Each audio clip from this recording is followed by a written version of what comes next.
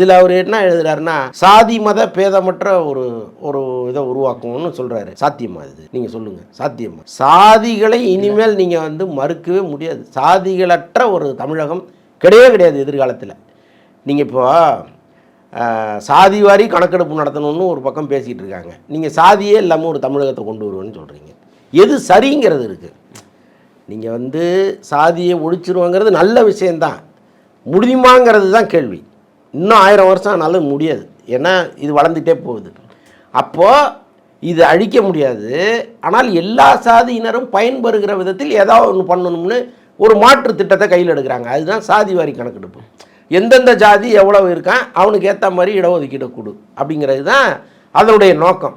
இப்போ சாதி கட்சியே வேணாம் அப்படின்ட்டாருன்னா, ராமதாஸ் ஒரு கட்சி ஆரம்பித்து வன்னியர்களுக்காக போராடி அவங்களுக்கு இடஒதுக்கீடு எப்படி வாங்கி கொடுத்துருக்க முடியும்? அந்த சமூகம் எப்படி முன்னேறி இருக்க முடியும்?